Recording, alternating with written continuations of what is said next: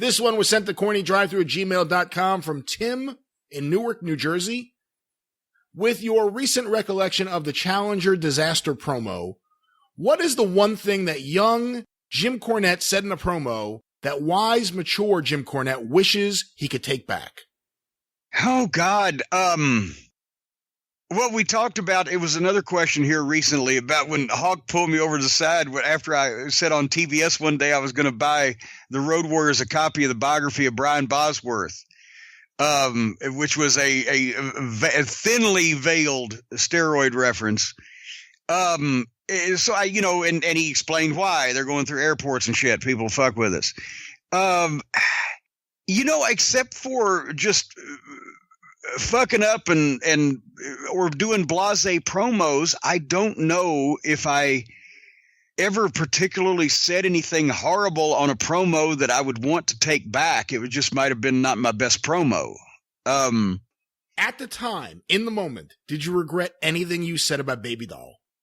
On the air? No, absolutely not. Because that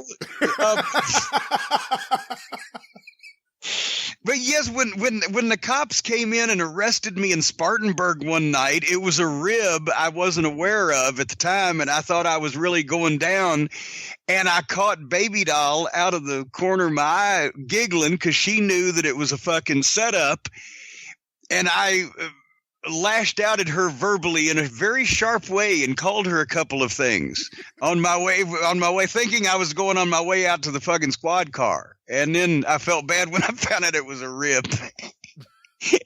But I thought she was laughing at me going to the fucking big house, right? So anyway, I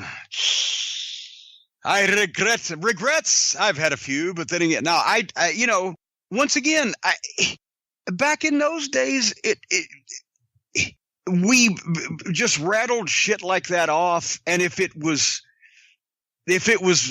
distasteful or whatever, if we heard about it, there was that promo that we played a few weeks ago where I said all the things that I couldn't say in fucking Roanoke and Lynchburg because of the religious folks. But if we got to complain about it, it would stick out in our memory or in my memory. But All right. There you go. Well, let's move on with another question. I'm not saying I never cut a promo that was bad or that sucked, but just that I regretted saying because of some reason. What's the worst promo you ever cut? Oh, okay. Here's one, and I swear to fucking God that we didn't get heat for this until like years later when people found it on fucking YouTube or whatever and put it out on the internet. I was cutting a promo in Smoky Mountain Wrestling. We were somewhere like in Clinch Cove, fucking Virginia at the gym. And I was cutting a promo and I called the people, oh, shut up, all you bunch of genetic defects. And they cut to a crowd shot. And there was a person there who was challenged, standing right there in the middle of about 3 or 4 other people. And I couldn't see the fucking monitor. The director was just cutting to the only crowd shot he had because the cameraman happened to be shooting the fucking crowd. It wasn't like we didn't post-produce it that way. And holy God, it looked bad when it was called to my attention. There's an early episode of Smoky Mountain. It's so long ago, you did so much. I don't know if you would remember this. I have to think you would. Where they show several shots of a fan in the crowd. She kind of looks like It's Pat, the SNL character, and she's dancing all around and everything. Yes. Now, sometimes if we got an entertaining one like that, we'd go back to them on occasion. Well, that was my question. Were you in the truck? Were you saying, go to her again? What? No, I was never in the truck because I was in the locker room, but I was in front. Our gorilla position was a fucking elementary school chair with a monitor, about a 9-inch monitor sitting on it, and the guy with the headset, so I could say, tell Alan fucking so-and-so or whatever.